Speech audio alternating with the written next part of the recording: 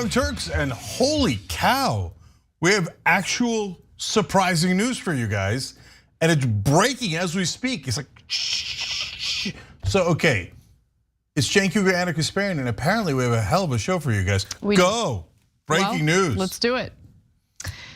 Donald Trump is officially the first former president of the United States in United States history to officially be criminally indicted by a grand jury. Yes, the New York grand jury has in fact voted in favor of pressing criminal charges against Donald Trump in connection to the hush money payments that were paid to Stormy Daniels in the lead up to the 2016 election. Jay can't help himself, go ahead.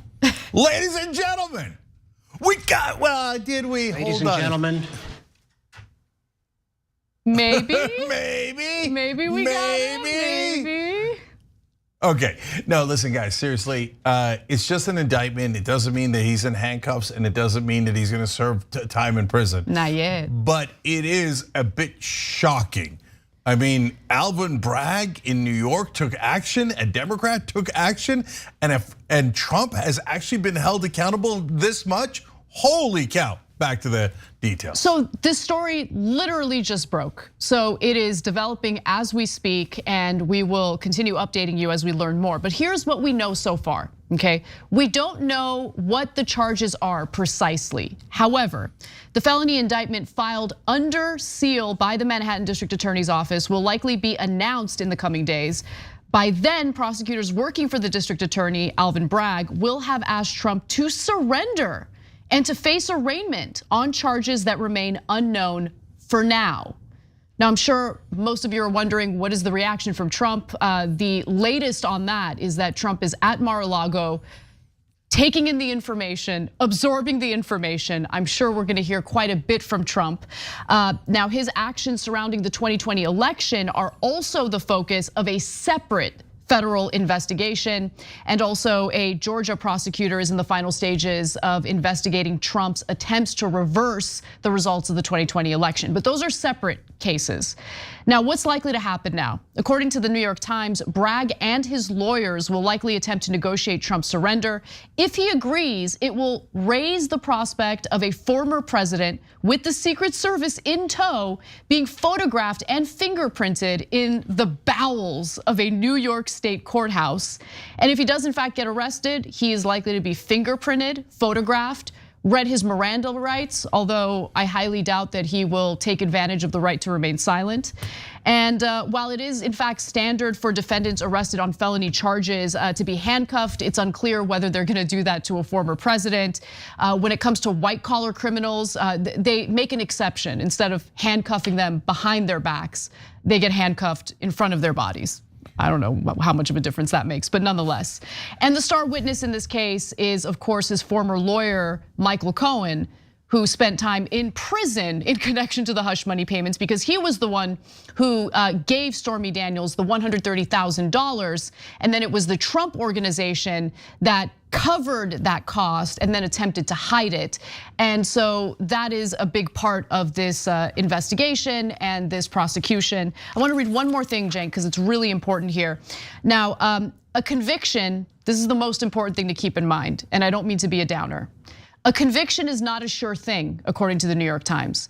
An attempt to combine a charge relating to the false records with an election violation relating to the payment to Daniels would be based on a legal theory that has yet to be evaluated by judges, raising the possibility that a court could throw out or limit the charges. Okay, so I want to explain what that is, because it's really important here, and it's of course being misconstrued, not just by right-wing media, but unfortunately by almost all the pundits in mainstream media. So there's two different charges here. One is a state charge of fraudulent bookkeeping. That is when the Trump organization says, oh, I am giving this money to Michael Cohen for legal services. Right. Now, Michael Cohen has already testified that was not for legal services, that was for the hush money to Stormy Daniels, okay? That is a state law violation, okay? Now, there's statute of limitations issues here, and it's critical. That's because Alvin Bragg and all the other prosecutors in Manhattan sat on it forever and ever and ever. I think they were afraid to take action, but here, credit where credit is due, they have taken action now.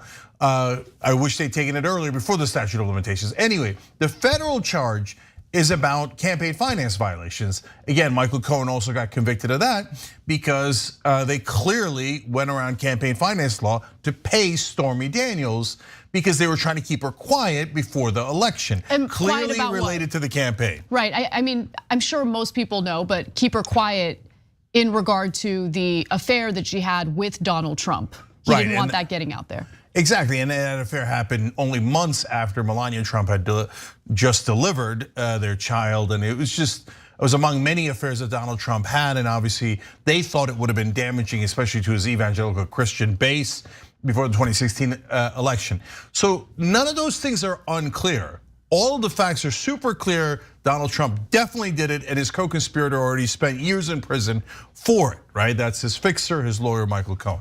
Now, the reason why they say he might get off is on a technicality. They're saying, well, if the statute of limitations ran on one of the charges, can you really combine the two charges to make it a state charge for the Manhattan DA to be able to do it instead of a federal prosecutor doing the campaign finance law violations? So he might get off on a technicality on how they combine the charges. But unfortunately, if you watch cable news now, not just Fox News, but all of it, you might get the impression that, oh, he didn't do it. And it's hard to prove because, my God, he didn't pay her hush money, which is ridiculous. He 1000% paid her hush money, and that it's not a violation of campaign finance law. No, that's ridiculous. It's 100% a violation of campaign finance law. It's a violation of the state law on fraudulent bookkeeping. There's no question about it. They should all clarify. Trump's only chance to get off is either A, he's a celebrity and an elite, and people think that former presidents should be above the law, and you might get a couple of MAGA guys on the jury, and then next thing you know, he's free to go. Or B, he gets off on a technicality, but he definitely did it, and that should be clear. And thank you, not just to Alvin Bragg here, but to the grand jury that looked at it and said, I don't care how elite he is, I don't care how rich and powerful he is, and I don't care if you put the handcuffs on the back or the front, he's guilty, and we'd like to see him go to trial over this. And again, they don't adjudicate that he's guilty. The grand jury just says, yes, there should be a trial because we think he did it. Exactly, so that's all this means. It means that there will be a trial. A few other things that I want to mention. So for those who might think that this bars the former president from running for president again, it does not. The vote by a Manhattan grand jury to indict Donald Trump raises novel legal and political questions because he is in fact running for the Republican ticket. And we all know that, he's already started campaigning. But any indictment or conviction would not bar Trump from running. This has already been reported, but I just wanted to remind the audience of that in case you might be under the impression that this does in fact ban candidates from running for president in Trump's case again. And the reaction from some of the right-wing pundits is already starting to trickle in. Of course. So Jim Jordan kept it simple and just tweeted out the word outrageous. Outrageous that a politician would be held to account like one of the masses, one of the plebeian peasants. We are Republican politicians, we should be above the law. I know that's what you think. Oh, I would love it if that were not the case. Let's go New York, let's go jury. Right, I mean, look, it's interesting because for the longest time, I felt that I would be giddy about this moment. And it's not that I'm happy that he's gonna be held accountable, as anyone should. I don't care if you're in a position of power or not. But it's interesting because while the right wing seems to celebrate anything that hurts the lives of their political opponents, but has nothing to do with materially improving their lives, like they don't care, they love it. They're so celebratory about that stuff.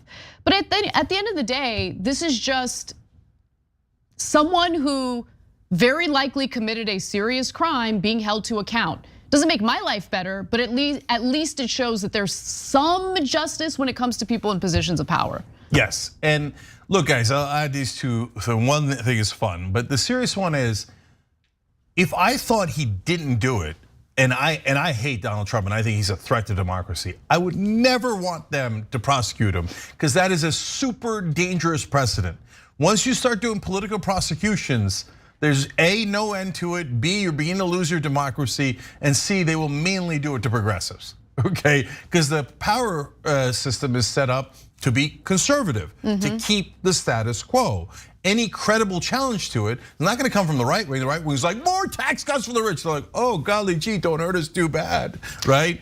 Any credible challenge is gonna come from the left. The political prosecutions would be directed mainly at the left. So I would hate that and I don't want that. This is not that. This isn't, he definitely broke the law. His co-conspirator definitely went to prison for it.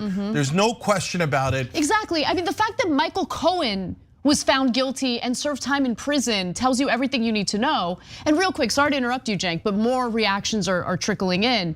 And it's actually shocking how much right-wing media figures provide cover for someone that they clearly don't respect or like, and who clearly broke the law. So Ben Shapiro just quote tweets the New York Times reporting on this story and says, an act of legal absurdity. In what way? In what way? In what way? Oh, because we think that the prosecutors took too long to prosecute Donald Trump, and he did break those two laws. But hey, I don't want you to combine those two broken laws into one. No, I think, like, you don't believe that. No, you're all lying. You know he did it. You just don't want him to go to jail for it because he's your dear leader. Okay, but I want to make something clear, and I also want to say this is speculation, but this is what I think is going on. When it comes to people like Ben Shapiro, I don't think that he's necessarily saying that Trump didn't do it and it's absurd to prosecute him. I think he's thinking about the political ramifications of this. Okay, my feeling, just based on what he has said about Donald Trump versus DeSantis, he favors DeSantis. Something like this makes Donald Trump a martyr in the eyes of the Republican electorate. Yeah, and that does not bode well for the Republican Party, because are the independents that they desperately need to get Trump elected gonna vote for him, knowing that he is indicted, potentially by the time the election rolls around, maybe even convicted? Yeah, look, I get it, but the only person in media that's gotten this right outside of us, I think, I'm sure that there are others, but that I have seen it, especially in mainstream media, is Jon Stewart. Jon Stewart said the only sensible thing, which is like, did he break the law or didn't he? You either prosecute him based on that or not. All these political considerations of, oh, he'd be a martyr, it might help him. You shouldn't consider whether it would hurt him or help him. You should only consider whether he broke the law. 100%. Right? So even if I thought, hey, this is gonna help Donald Trump, I would hate that politically that it helps him. You should still do it, because you can't say, oh, well, people running for president or people who are already president are above the law and they can break any damn law they like. Yeah, we can't have it. Prosecutors aren't supposed to make political calculations. That's ridiculous. 100%, 100%. And by the way, all these prognosticators, I don't believe any of them. So this will definitely help Trump. And before they were saying that it was definitely gonna hurt Trump. Oh, whatever, they don't know anything. And it doesn't matter. And it doesn't matter, just uphold the law, period. Now, final fun fact, this does mean there will be a Donald Trump mugshot. Really? I was wondering about that. Okay, that's what happens normally. Whether they release it is a different question, but they just told you they're gonna take fingerprints and take a picture. That's called a mugshot. No ands, ifs, or buts. Now, whether they make an exception because it's the former president, they don't want to embarrass him or help him or whatever it is, that'll be a political decision, but that's a mugshot. Yeah, and it's likely that Trump will negotiate the arrest with the prosecutors. Yeah, and rich people get to do that. That's normal. Which is, yeah, exactly. Yeah, I mean, it's hilarious, but it's normal. He's not getting special privileges there. Any rich person gets to say, I'll tell you when you're going to arrest me, and I'll tell you how you could arrest me, and they have their lawyers negotiate it. Of course, poor and middle class people have the door broken in, handcuffed, if not shot, and then brought to prison. So we'll do a story a little later as we gather some of the other reactions to this and some of the other updates. But for now, why don't we move on and cover some other news, including yet another train derailment, this time in Minnesota. You're watching footage of yet another train derailment, which occurred in a small town in Minnesota called Raymond early this morning. The train, which is operated by rail company BNSF, was carrying hazardous materials and caught on fire after its derailment. Residents within a half-mile radius of the derailment were told to evacuate their homes as a result. Now, the story is still developing. There is now an investigation into the cause of this derailment. But the reason why you see the train cars on fire is because they were carrying ethanol. And so as a result of that, when the derailment happened, it caused a bit of a fire, which continued burning for hours. Now, 4 cars containing ethanol, which is a highly flammable product, ruptured, caught fire, and continued to burn. 4 additional cars containing ethanol may also release. The local fire department is currently the lead for the response and ordered a mandatory evacuation of the city. The evacuation remains in place, and that is a statement from the Environmental Protection Agency. The fire was still burning more than 8 hours after the derailment, and that's also according to the EPA. Ethanol, by the way, is absolutely a hazardous material, so it can explode when mixed with vapor and air. Ethanol exposure can also lead to coughing, dizziness, and the feeling of burning eyes, drowsiness, and unconsciousness, which explains why the firefighters told the local residents to evacuate their homes. And while the derailment happened at 1 a.m. in the morning, the EPA was on the scene by 6:30 a.m. to begin their investigation. They're on the ground also conducting air quality tests. So we've got more details to the story, but Cenk, I wanted to give you a chance to jump in. Okay, so look, I'm gonna start the story in what you might consider a bizarre way, but knowing media and politics, this is the truth. All of this is thanks to the reporting at The Lever. That's David Sirota's organization.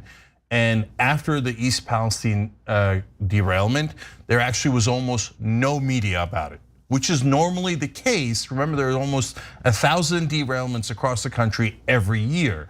The train companies get to do this all the time, endanger your neighborhoods, but since they're corporations and they bribe politicians, and the media loves those bribes, etc., no one ever covers it, right? The Lever went nuts covering the East Palestine situation. Then right-wing media picked up Sirota's reporting, the Lever's reporting, and started covering it 24/7, which then led MSNBC, CNN, New York Times, etc., to start covering it, and it became a big issue. So now when a new train derailment happens and a new ball of fire erupts in a city, it has become news. Before it wasn't news at all. That was like, oh, corporations, leading to death and destruction, that's normal and not a big deal. Now, every time it happens, it's like, whoa, another ball of fire, what the hell? Yeah, it's like kind of like mass shootings. It happens over and over and over again. So will Pete Buttigieg do something? Of course not, he never does anything, right? His job is to protect corporations, that's his #1 job. And so, but at least more pressure builds, more pressure builds. The only downside here is establishment Democrats will get high on MSNBC and go, no, there should be train derailments and the government shouldn't do anything about it. We're gonna protect our beloved Buttigieg and Biden. No, that is not the right reaction. Hold them accountable. You're supposed to hold your own politicians accountable. The most frustrating part is that people will pretend that Pete Buttigieg is effective at his job, that he is holding them accountable, when the fact of the matter is he got what he was hoping for. The Norfolk Southern train derails. There's a big controversy because of what it did to the local community in East Palestine. People were outraged, but then they forgot about it, and Pete Buttigieg did nothing. We looked into it, nothing was done. The head of the transportation department has the power to unilaterally implement regulations that would, ensure that the local communities that these trains derail in are kept safe. But we're not seeing any of that. All we keep hearing from the Biden administration is Trump decided to repeal some of the regulations that the Obama administration had implemented. And even though we've been in power for 2 years now, we've decided to do nothing about it. If the Trump administration can unilaterally repeal regulations, in particular the regulations having to do with the braking systems for these trains, then why couldn't the Biden administration re-implement them? I don't know what the problem is. But anyway, let me give you more details on what the transportation secretary said following this latest derailment. He says preliminary information suggests 14 of the train's 40 cars were carrying hazardous material, including ethanol, which was released, leading to a fire. Now, other cars on the train were carrying corn syrup and other freight. As far as we know, based on what has been reported so far, there were no other hazardous materials, but that could change as this story develops. I just want to be clear about that. And we don't know what caused the derailment, but a team from the National Transportation Safety Board was expected to arrive today to begin investigating the matter. Now, the local community has already talked to the press about what they experienced with this derailment. Brittany Phelps is one of those individuals. She and her family were startled by a knock on their door at 1:30 a.m. It was a first responder going door to door, telling residents to flee as a precaution. She says, quote, "I heard a loud crash, but didn't think anything of it till ambulances were outside the house," Phelps said. She soon smelled the stench of ethanol. And we've talked about the deregulation and also the practices for these rail companies that have led to an outrageous number of derailments each and every year. So more broadly, these issues are compounded by staffing cuts by the railroad companies that are seeking to maximize their profits. Rail workers, government officials, and industry analysts have long warned that such disasters are an expected consequence of an industry that has aggressively cut costs, slashed its workforce, and resisted regulation for years. Yeah, look, our politicians are supposed to protect us, and that's their number one job as government officials, and they have no interest in it at all. So don't get me wrong, if the Republicans were in charge, they would have passed a law. It would have been something about the Anti-Woke Act. We won't let train companies hire black people or gay people or trans people anymore. We won't let them do drag shows on a train, right? It would have nothing to do with actual regulations. As you'll see later in the show, Republican congresspeople take tons of bribes from all these companies, and they go use comical excuses to cover for them, right? So it wouldn't be any better. It'd be slightly worse on the Republicans. But don't believe the hype from mainstream media that Democrats care about you. They never do anything to protect you. Remember, guys, it's good cop, bad cop. And the role of the Democrats is to go, golly gee, there was nothing we could do. So Trump can do all of those things right away, unilaterally. But the Democrats just can't find any way to do anything. Even when they held the House, the Senate, and the presidency. Golly gee, the freaking parliamentarian. Last thing on this case. How many times did you hear Trump talking about the parliamentarian? Zero. Zero. Didn't hear it once. Doesn't even know that it exists. Couldn't care less. But whenever the Democrats go, oh my God, did we bungle this again? Did we help another corporation blow up your neighborhood and do nothing about it? Oh, there was nothing. We can do the parliamentarian, the filibuster, Senate traditions. The cinema mansion that was raining, the dog ate my homework. All right, we got to take a break, but before we do, I leave you with this. One of the greatest intellectuals of our time has weighed in on Donald Trump's indictment by the Manhattan grand jury. And Dave Rubin says this: the truth is, the New York grand jury indicted itself. The most unintentionally funny he has ever been. Congratulations, Dave, you did it. You got us to laugh once. It's sad then that it was at you. All right, we're gonna come back. We have a lot more reactions to the Trump indictment and more news when we return. My brain is still in recovery mode from taking in so many high-level important ideas.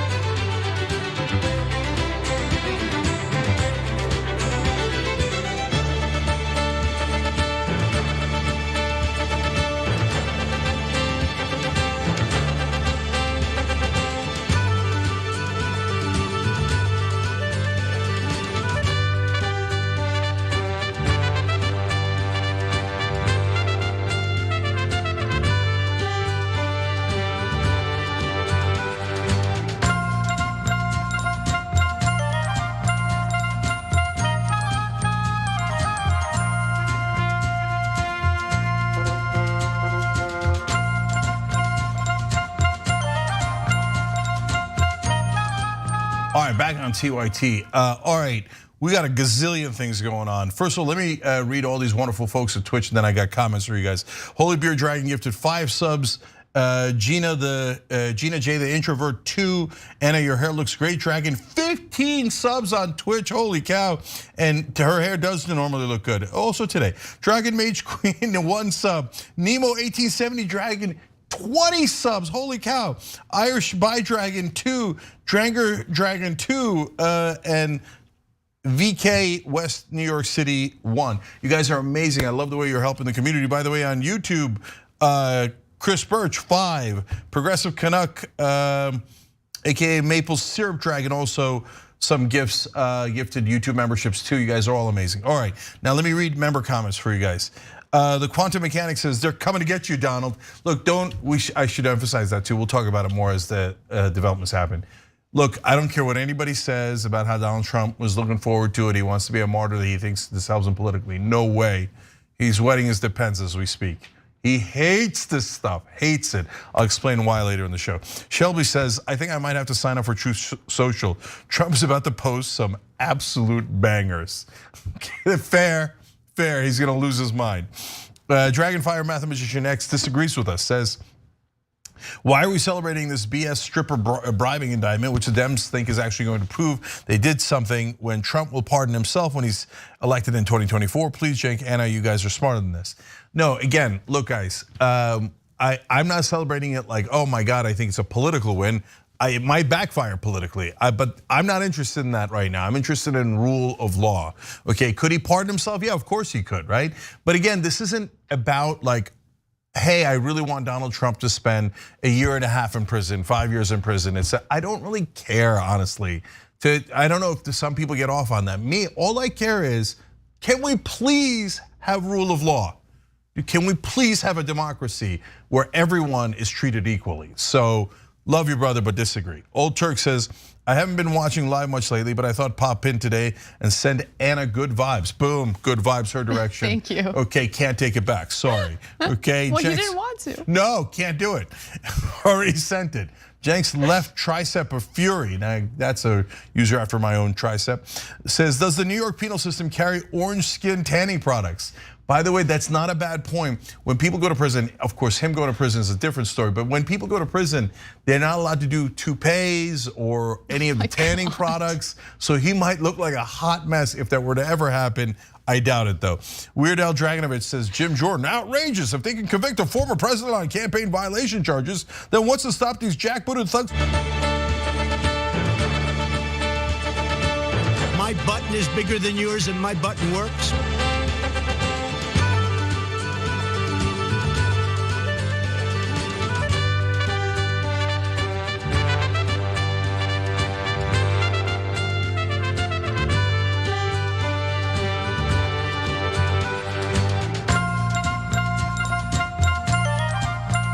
All right, back on TYT, we got more Trump updates for you guys. Jank, Anna, and look at all these wonderful new people we're doing the show with. Ash and Natalie with Artistry Wild, E-Funk, Big Ashish 12, Claire G, Jarrell 5, and T-Sig F. You guys are all amazing American heroes for signing up. We do this show together with our members. You make this possible. Hit the join button below on YouTube to do that as well. Casper, updates.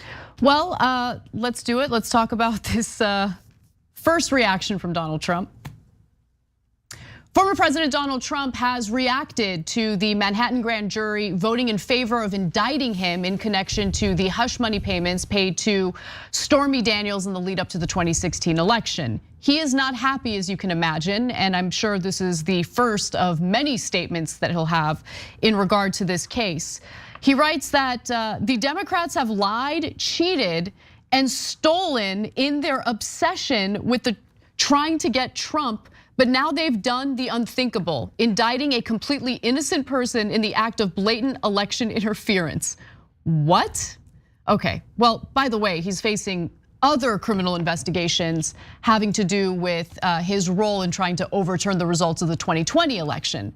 Maybe he has the investigations and the trials mixed up, but the one that we're talking about now and the one where the grand jury voted to indict him has to do with the hush money payments, not the 2020 election.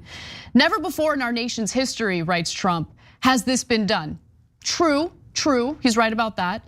The Democrats have cheated countless times over the decades, including spying on my campaign, but weaponizing our justice system to punish a political opponent who just so happens to be a president of the United States and by far the leading Republican candidate for president has never happened before, ever.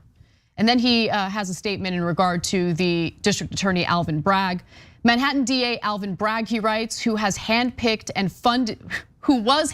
funded by George Soros, is a disgrace. Rather than stopping the unprecedented crime wave taking over New York City, he's doing Joe Biden's dirty work, ignoring the murders and burglaries and assaults he should be focused on. This is how Bragg spends his time. So a lot of distraction, a lot of deflection, a lot of denial in regard to his part in the hush money payments and the fraudulent documents that were created in order to provide cover for those hush money payments. Yeah, so look, he's just getting started. So he hasn't threatened violence yet, which is a bit shocking. So he's gonna build up to it, right? Right, so why? So Steve Bannon has already called on Trump supporters to peacefully protest. He said that during his show immediately after the indictment news broke. So hopefully, look, people have the right to protest. I have no problem with that. But the key word is peaceful. Yeah, and look, he put peaceful in there, so far fine. I mean, I didn't see the video, and I hope he didn't go wink, right? And I hope that people don't misinterpret that. But there's nothing wrong with peaceful protests. You want to protest that Trump's getting arrested? You think he should be above the law and he should be able to violate campaign finance laws? Who cares if you lie to the government and how you keep your books? Okay, that's a questionable position, but okay, go ahead and protest. Let the rich break the law. Let the powerful break the law. Have at it, Hoss, as long as you keep it peaceful. Oh man. What happened? Oh, this paints a picture. So the New York Times keeps updating the story with reactions and more importantly, what those close to Trump are saying. So interestingly enough, over the last week, over recent weeks, Trump's been at Mar-a-Lago, keeping his typical schedule, dining with guests, playing golf. In fact, in recent days, it was reported that he was in an incredibly good mood because he was under the assumption that Alvin Bragg's case against him had fallen apart. Remember, he thought he was gonna get arrested 2 weeks ago. Yeah, I'm just gonna interject for a second. Go ahead. Because everybody keeps saying, I think Trump wants to get arrested because he thinks it's gonna help his chances in the primary. No, he doesn't. He hates the thought of being arrested. He thinks it's a huge embarrassment. He thinks that New York society will mock him. He's talked about those fears openly in the past. And so he wanted to be among the elites and stuff. And he thought, well, I'm president now, so I'm finally made it into the club, right? And here they are, and they're saying, no, you're not in the club. You're like, we're gonna treat you like a regular schmo and actually uphold the law against you, which they don't often do. That's the one thing that right-wingers are a little bit right about, right? When it comes to other establishment politicians. So no, he was ecstatic the other day when he really thought that the case was off, and he bragged about it. I told Alvin Bragg, he got scared. Now it turns out back to depends. Okay, so his aides though, those very close to him, who apparently aren't really good friends of Trump's because they were leaking this to the New York Times, are saying that the good mood that he had been in recent days was just a front. It was a mask that he put on because internally he was incredibly, he was just racked with anxiety and fear that he would eventually be prosecuted for this. He was also trying to tamp down his own behavior after he posted on his social media site a news article with an image of Bragg on one side and an image of Trump holding a baseball bat on the other side. So apparently, after he did that, he's like, maybe I should calm down a little bit. But I mean, no, but the crime was already committed, homeboy. Remember, that's a new crime. That's why he's such a coward. You know, it's funny because we're the fairest show in America. We tell you all the time. The one upside of Trump is, well, he's got a couple of upsides. One is he said F you to the establishment. I enjoy that. Then he took it in an insane direction. I did not enjoy that. But he also showed you how much the other Republican politicians are cowards. He bullied them and they all were like, I can't do whatever you want. And you showed how pathetic they were. But don't forget, he himself is a coward. The idea of going broke or going to jail are his worst nightmares. And every internal report from every Trump insider, not just on this issue, always says about how scared he is and how worried he is and how stressed he is. No, I retract what I said previously in an earlier video that we did on this story. I lied, this is making my life better. Like every update makes my life incrementally better. Let me read you this, okay? Maggie Haberman reporting in the New York Times. A large group of former Trump Organization employees is sending texts quietly cheering the latest developments, a reminder of how many people have felt burned in various ways by Trump over the years. How many times did we talk about the day when all the people Trump turned his back on would get together and screw him over, or at least celebrate something terrible happening to him? He shivved so many of his allies, so many of his friends, so many people who were so incredibly loyal to him over his weird perceived disloyalties. Yeah, and look, I know if you're in MAGA world, which is honestly 93% of the Republican Party, you think everything about Trump is a lie. He's an angel, he's never done anything wrong. He sometimes says outrageous things, you'll concede, right? But overall, he's an angel, and all of his current advisors, former advisors, current allies and former administration officials, every single one of them is a liar. Even though they're all like huge conservatives, massive right-wingers for the last 40, 50, 60 years. But they're all liars, right? But for any of you who hasn't lost their mind and all objectivity, they're not all lying, brothers, okay? They're telling you, like, everybody who actually deals with Trump in person, which you haven't if you're a MAGA. You've only seen him on TV or on tweets and posts, etc., right? Every person that goes in a room with him and interacts with him behind the scenes goes, whoa, that guy's crazy and dangerous and not very bright at all. Like, does not know one thing from another, just keeps giving us nonsensical orders, keeps telling us to break the law, and then throws us under a bus. Everyone who's had an interaction with him is celebrating like crazy today, except for the people who think this will help him win the election, in which case they're super scared of what he's gonna do next. And by the way, he's run out of people. The only people he can now bring in is like maybe literal former mobsters to run the government. Like, because there's no one left loyal to him, because he's not loyal to anyone else. No matter how much you do for him, he will try to bury you at the slightest infraction. He has no brakes in his car. So what's gonna happen next? Only God knows. But I do know today's a good day, not if you hate Trump, but if you actually love the rule of law and believe we should be a democracy. Absolutely.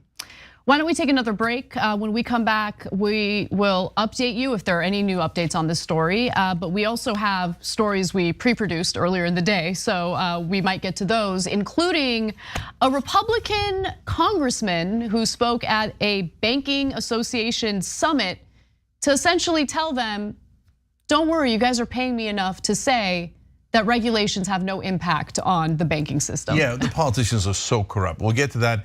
And then hell has frozen over, not just because Trump is indicted, but because I agree with Jesse Waters. What? On one issue alone, we'll share that with you later in the program too. We'll be back.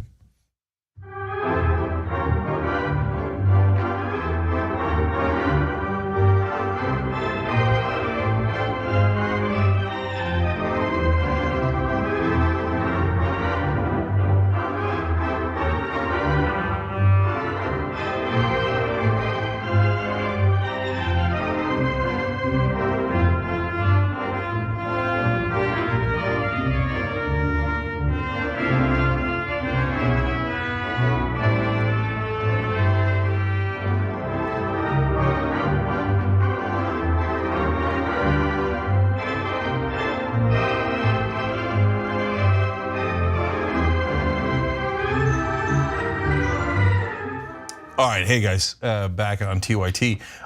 First of all, real quick note to you guys. It looks like in the 9 o'clock hour, 9 o'clock Eastern, I'm gonna be on Chris Cuomo's show on News Nation tonight. So check that out if you get a chance. And News Nation is, I think, on all the cable stations. So if you have cable, check it out. Okay, let's go back to our members. Third Party Time makes an important correction. Although since there's a federal charge involved, it gets a little bit more complicated. It says Trump can't pardon himself from state charges in New York or Georgia. Definitely true in Georgia because it's just a clean state charge. In New York, it's a state charge combined with a federal charge, so it might affect things there. Jam says, do you think Ron DeSantis is dancing right now? I mean, obviously he can't dance, just look at the guy, but I think he's definitely on top of a table with a lampshade on his head right now. Could be, but again, guys, politically, you don't know which way it's gonna break. That's not why I'm celebrating. I have no idea if it's gonna help him or hurt him. I know every other pundit is absolutely sure in one way or another, and most think it's gonna help him. Or they did a minute ago. After he got indicted, all of a sudden it seems like the pundits seem to be saying that it's gonna hurt him. Who knows? Who knows? They don't really know. And there's not enough information to know. Okay. Jar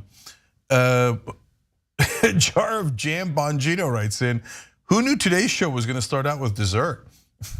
Which, you know, if you watch Old School and you remember, you know that I love starting out with dessert. Or if you just look at me.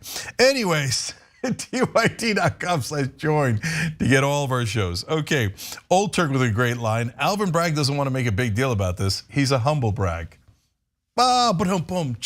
Okay, nice job, I like it.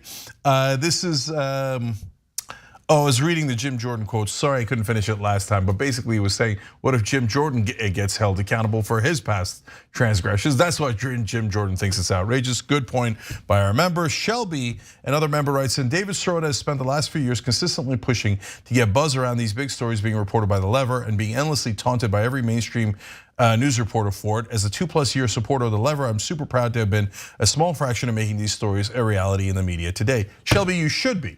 Okay, so I get to brag about The Lever because it has nothing to do with us. Like when I brag about TYT Investigates, we halfway ended the National Prayer Breakfast. That's amazing. We got tons of water to the people in Mississippi that needed water. We've done 1,000 things like that. But people go, oh, you're just biased. Well, I'm not biased when it comes to The Lever. They're doing great work. They're doing great work, and the train derailment is a fantastic example of it. And if you helped them out to do that, you're a member there or whatever, congrats. You deserve credit for that. All right, let's go to our members on YouTube. Game Queen 81 with the unintentional humor of Dave Rubin that we pointed out earlier says Blue Apron gift card to Dave Rubin. That's also funny. And Phoenix Dragon just says lock him up, please. Not Dave Rubin, but Trump. Impressive Progressive says happy Indict 45 Day. And Who's That says Emperor has no clothes. And Solid Crusader says Trump for prison 2023. My button is bigger than yours and my button works.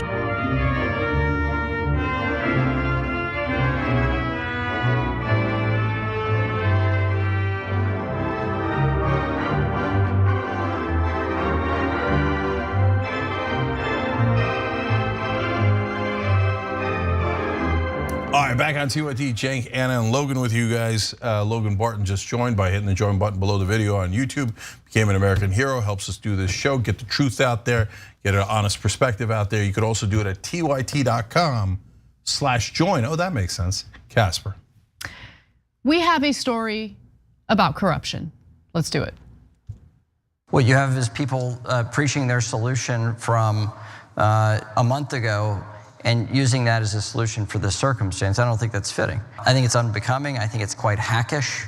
And especially in a serious circumstance like we're currently in and have just gone through, we need to be a little more patient and find out what the facts are. Find out what the facts are. The man you just heard from is Republican Congressman Patrick McHenry speaking at the American Bankers Association, a massive pro-banker lobbying group, as you can imagine. And yes, you heard him correctly. He thinks placing blame for the Silicon Valley and Signature Bank failures, for their collapse on deregulation is hackish. Now, he says it's too soon to draw conclusions. But he also forgot to mention that he's also heavily funded by banking association people there at the banking association. He takes a lot of money from those lobbyists, as was reported by The Lever. We're going to get into those details in just a moment, Cenk. Yeah, the amount of money that they give out to these politicians is astounding. So look at one quick thing here. When he says we have to wait, it's a trick, and I'm gonna explain exactly how that trick was used on me when I was an anchor on MSNBC, in that case to protect President Obama, but that is really important to this story. But in the demeaning way of saying, oh, hackish and unsophisticated and unbecoming, those are classic establishment Republican and establishment Democratic phrases meant to say any outsider who actually wants to help you is unbecoming and uncivil. Those are the tricks that are being played. Now more details. So during this conversation, Representative McHenry is speaking to the CEO of the American Bankers Association. His name is Rob Nichols. And what they're discussing was the deregulation that took place under the Trump administration in 2018. Now, the deregulation was a bipartisan effort, and Donald Trump signed it into law. And essentially what it allowed for banks to do, these regional banks, these mid-sized banks to do, is essentially increase the threshold of assets within the bank in order to have extra regulation and extra oversight. So at first the number was about $250 million, $1 billion, my bad. So 250 billion, I'm sorry, 50 billion was the original amount. So once a bank has that much in assets, 50 billion, the original law would allow for extra stress tests and oversight to ensure that the bank's practices wasn't putting the country's economy in jeopardy. But with heavy lobbying by bankers, they managed to get that threshold to go from 50 billion to 250 billion. And so Silicon Valley Bank and Signature Bank were no longer worried about that extra oversight after they passed the 50 billion mark. Now, with that said, Nichols heaped plenty of praise onto McHenry during this conversation, especially for condemning calls for stricter oversight, because keep in mind, this is the American Bankers Association meeting. I mean, they don't want more regulations, they hate regulations, they just want to maximize their profits. So let's take a look at how that portion of the conversation went. I appreciate your comments around 2155 because there have been, I think to your point of your opening remarks, some knee-jerk analysis already of what did or didn't contribute to this. Let's establish the facts first, and then we can decide what kind of appropriate response we need. We're in heated agreement, and I saw you make those very comments on Face the Nation just a number of days ago. Thank you also just for your thoughtful approach. The comments you just delivered about trying to figure out what happened and why, and then figure out what the path forward and steps should or should not be as it pertains to a legislative response is, I think, incredibly thoughtful. You've been called in the press the adult in the room at this moment, and so I just wanted to thank you for your leadership at this moment in time. I completely agree on some of the knee-jerk comments we've heard from folks. I saw an elected official the other day say, well, we need to make based on what just happened with these two banks, we've got to make banks safer, therefore let's just jack up capital requirements. I'm like, well, this is not a capital failure here. And then your comments about the overall nature of the banking system, I think, are really spot on. But it was a capital failure because 100%. there was a run on the bank, and Silicon Valley Bank did not have the capital necessary to make those depositors whole as they were withdrawing money. Now, Jake, I have one thing I want to quickly mention, because this is the thing that's incredibly frustrating about the regulations overall, right? Even the regulations before some of it was weakened in 2018. So it is considered liquid, like liquid assets, if you have investments in treasuries. Why is that considered liquid? Yeah, because you could sell them. But so let me explain. Right, but the value can go down as interest rates go up, and that's exactly what happened here. 100%. But let me explain. So first of all, that guy that's talking there and giving all that praise to the Republican is a bank lobbyist. Okay, so and understand how this game works. In 2021 alone, that one lobby, in money that we can see, let alone the dark money, let alone all the banks themselves, let alone all the other lobbies, that one bank lobby gave $141 million to politicians. And yet mainstream media says, no, that's not bribery. They just care about people's health, the general welfare. Okay, absurd. It's out and out bribery. So I'll come back to him in a second. To answer Anna's question, that guy is 100% lying. It was definitely an issue about having enough capital. And he's lying because he's a freaking lobbyist for bankers, right? So here's what happened. So they have all these treasuries that you can turn what they call liquid, turn them into cash, because they're not for example, a real estate holding takes a while to sell. I got to sell that commercial property, it's going to take a while. The treasury can sell like that. That's why it's considered what they call liquid, almost the equivalent of cash, okay? Now, the problem is when you sell it and the interest rates have moved, you can lose money on it. So let's say that they were worth $100 million and you sell them now, but now they're only worth $95 million. Okay, you got the $95 million, so it is cash, right? But you lost $5 million in that transaction, as an example. So now you've got a problem because you don't have enough reserves, because you're losing money every time you sell the treasuries to pay people who are leaving your bank. And what happened was, word got out in the street that Silicon Valley Bank wanted to raise extra capital. And that's what set off the panic. Because everyone in Silicon Valley was like, oh my God, we all have our money in this bank. They're asking for more capital, that means they're in trouble. It was 100% a capital problem, 100%.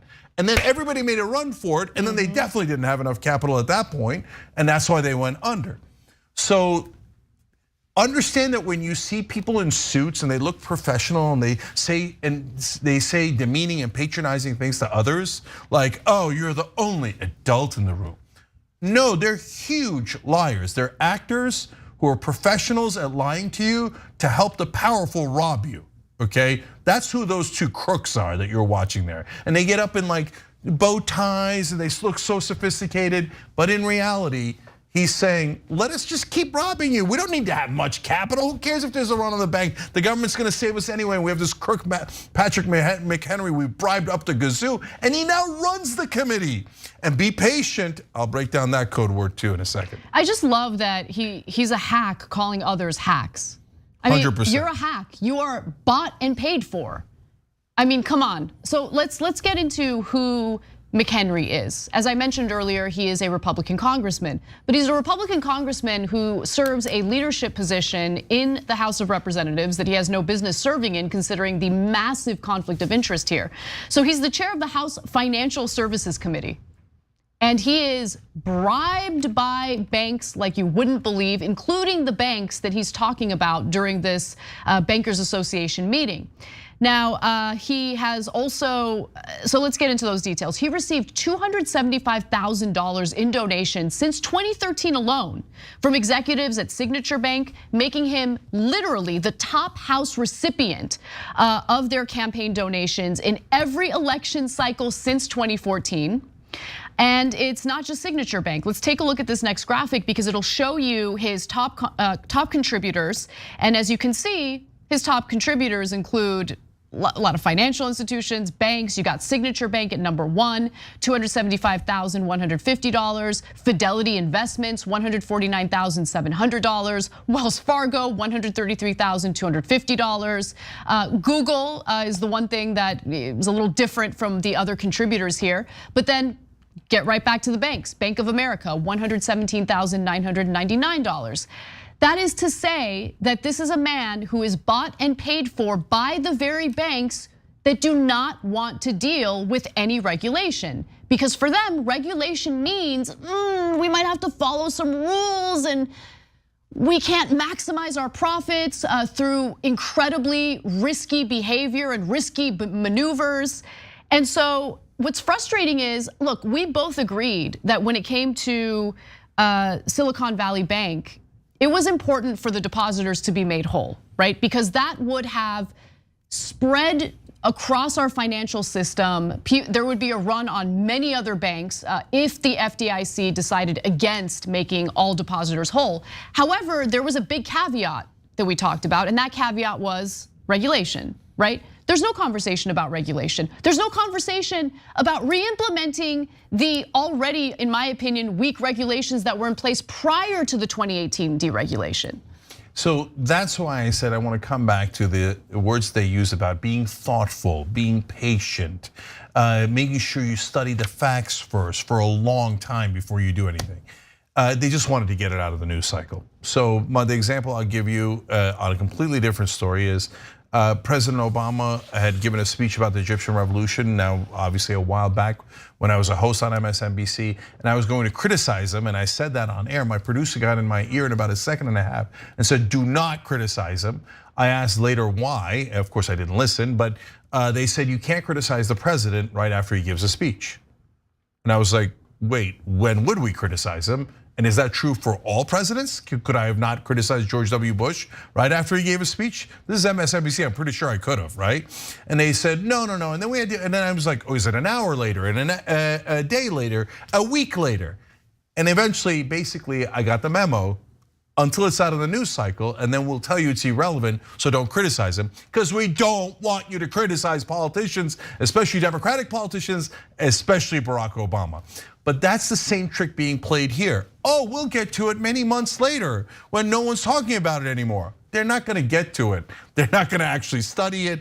Everything you just saw there is a lie, and you would all know that if we had real reporters in the country. But instead, reporters look at those guys and go, that is the powerful head of the financial committee, and anyone saying that those hundreds of thousands of dollars given to him every single year are bribes is illegitimate and radical. He is an honorable politician having an honest debate, and that lobbyist is super honest too, because he's wearing a tie and he looks like us, the elites. Finally, I have to also just talk about the American Bankers Association and their contributions to McHenry. So let's look at that second graph showing his top contributors. And at the bottom there, you will notice American Bankers Association, $105,500.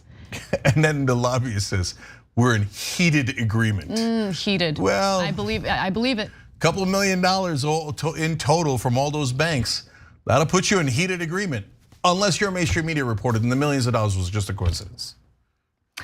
Let's take a break. When we come back, we have a lot more news to get to, including a study looking into the demographics of AR-15 owners. Who owns AR-15s in the country? Some of the information here will surprise you. And later in the show, we'll have a little bit of fun and give you some updates on the Donald Trump indictment. We'll be back. I'm a very stable genius.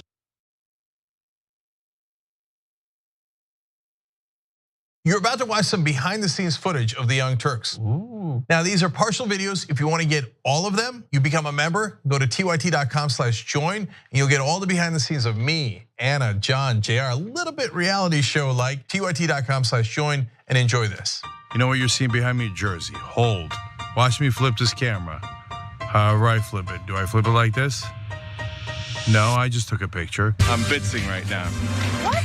Behind the scenes. Oh, okay. For members? I don't have my face on. She doesn't have her face on, folks. Oh, that's JR's ass right there. You can't take 5 minutes off, can you? No, I can't, Johnny Pie. I said it was live stream, but I was lying. It's not a live stream. It's just for members. Bitsy, this is my cat. You know what his name is? Kiki Cat. Animals are innocent. Control room and the insanity is obviously there. Right now, as you can see, I'm directing or tech directing. I'm so happy to be here. This is what like a Labor Day beard looks like for Cenk. Man, you're a Young Turks viewer if you recognize me like this. Oh, thank you. You are the one person in my life I would love to meet. What's going on, guys? This is a Bitsy or a BTS or behind the scenes with Hassan Piker, AKA Woke Bay. Oh, hi, I didn't see you there. I have finished my show, The Damage Report, and now I get into a really awkward time of the day. When I'm sitting, the control room is right there. So I can see Bart. This is the Pittsburgh office, by the way. Referred to often as the boiler room. You see how it's ripped? Is it super unprofessional to wear that at a business meeting? Or am I like cool, rebel? I just finished doing the power panel and I'm fired up. What do you do for TYT? Not a whole lot. If you're frantically tweeting at us that something's broken, thank you, because I'm fixing it. And thank you for being a TYT member. Super last thing, because there's always got to be a super last thing.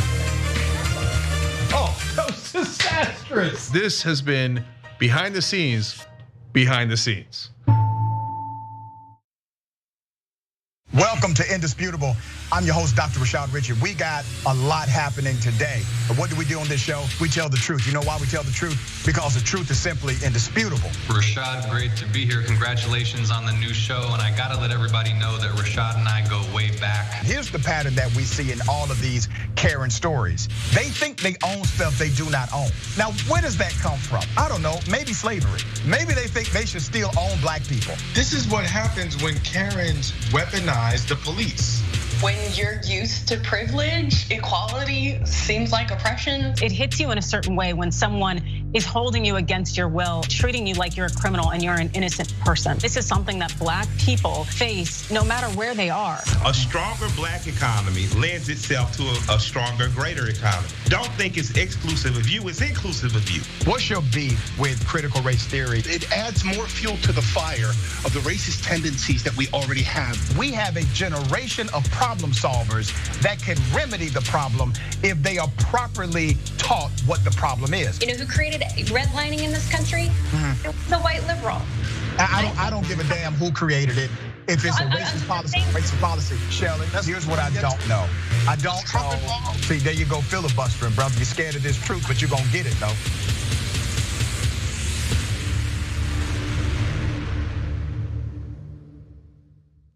We've been around for about 20 years and we have about 20 billion views. Am I proud of that? Hell yeah, I am. We put out 20 billion messages in a bottle. Have we helped to move now 2 generations, millennials and Gen Z, to become progressive? Yes, those numbers are real. We moved generations. Were we the only ones? Of course not. But we have been the largest online news show for now decades. I don't have teleprompters here, folks. I don't need teleprompters. It's called like up here, and it's called memory, and it's called other things.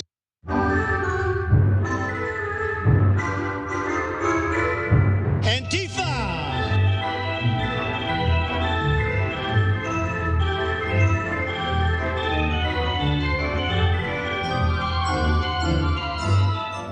All right, back on TYT, Cenk, Anna, and AP 1408, and Caitlin Gruner just joined.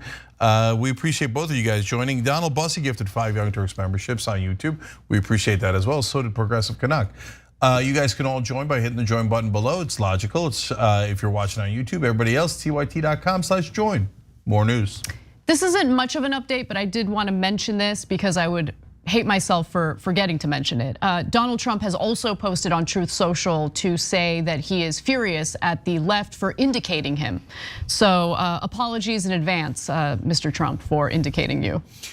I know no one cares that he misspells or he weirdly capitalizes, and you probably shouldn't care too much. No, right? No, I don't care too much, but right, but it's funny. It's just funny. It's like the right wing always says, "Oh, left." These days they say, "Oh, the left doesn't have any humor." Isn't it funny that he thinks we indicated him? Of course, it's funny. Anyway, all right, let's get to some other news today, including who exactly owns AR-15s in America? I was in my 20s. I'd say probably about the age of 22 when I first bought my assault rifles. I've always just liked the way they look. They look like a gun's supposed to. They look menacing. They look authoritative. So therefore, I would buy one. 1 in 20 Americans own AR-15s. And if you're wondering, what does that demographic consist of? What are some of the other details about these individuals? Well, we've got a great story for you, including some data coming from the Washington Post. They published a collection of video testimonies from AR-15 owners who explained to the rest of us why these assault weapons or assault rifles are so important to them. Now, let's watch more video of this, and then I'll fill you in on some of the data that we've learned about. It's important for me to own an AR style gun because the first thing is defense. I want to be able to protect my spouse, my puppy dogs, my pretty, and myself. And so that would be the first part. The second part is that it's fun to go to the range and do some target shooting. I have everything from handguns to hunting rifles And my husband one year decided I should have an AR-15 for Christmas. So that's when I got an AR-15. I don't think up to that point I'd even shot one. So I had no idea that they would be fun to shoot. So that's, I found out afterwards that they are fun. I had some rifles already that I had for deer hunting. And I was chatting to a guy next to me who had a AR. And I asked him why he had an AR. And he said, because it's the best thing to hunt pigs with, by far. So hogs in Texas are atrocious. The government pays trappers to go and trap them, right? And they're basically pretty much overrunning the place. Anybody wants to hurt somebody at any point in time, they're going to do it, regardless of whether they have an assault rifle, whether they have a single shot, or they have nothing but a brick in their hand. I don't think you need an AR-15 to either defend yourself or to hunt pigs, but nonetheless, I mean, it is interesting to see, to put a face behind something we talk about so often on the show because of how common mass shootings are in the country. And it's tough because it humanizes the issue, right? You see these people and they seem like lovely people. Do they? I mean, I think they do, but they just love their AR-15s, and they love their AR-15s more than doing something to at least mitigate the amount of death that occurs in this country from mass shootings as a result of their use of AR-15s and assault rifles. Yeah. So guys, first of all, we're screwed. AR-15s, there's about 20 million of them in the country now. What are you gonna do? Okay, so 31% of Americans own guns, which, look, if you live in America, you think that's normal, maybe even low. For every other country right now, they're like, what? A third of the citizens own weapons? That's crazy. In many other nations, and certainly in the developed nations, that it's like a fraction, it's a tiny percentage that own guns. So the idea that every third person has a weapon on them or at home is just mental to the rest of the world, as well as it should be. And 6% of Americans own the AR-15 or a weapon like it. Man, 6%. Like I said, there's 20 million of them out there, so we're totally. But why do they own it is an interesting question. That's what we're looking at here. And I'm kidding around about their looks. Like I know the first guy looks stereotypically right wing, that kind of AR-15 But then he talks about his puppy dogs and how he wants to protect. No, that was the other guy. Oh, I see. Okay, but it's okay. Look, who cares what they look like? It's ridiculous. By the way, yes, of course there's diversity in there. Yes, of course they're mainly white and Republican in rural areas and all the stereotypes that you would imagine. But there's plenty of black folks and women, etc. In fact, I want to go to the next video before we continue because it isn't just white people who buy AR-15s. In fact, after the election of Donald Trump in 2016, the person you're about to hear from felt the need to buy an assault rifle. Let's watch. Most people would never know that I own a gun. I'm not one to be boisterous or pose as macho man with a gun or weapon. I possess the weapon strictly for my own defense. And I also enjoy target shooting as well. Growing up in the South, surely the white supremacy issue is no new thing for me. I've experienced it throughout my life. The blatant openness of racism, the resurgence of racism, xenophobia, and all these issues that we suffered under the Trump administration. That prompted me more than anything else to see the level of violence that people were willing to commit openly. I see so much that reflects that era that I grew up in, and I felt like it would be a good thing just to be prepared to defend my community. And in a way, I mean, obviously I understand where he's coming from, but it's fighting violent rhetoric with potential actual physical violence and weaponry, right? And so I don't begrudge him at all for feeling unsafe and wanting to have something to protect himself in an increasingly terrifying political climate.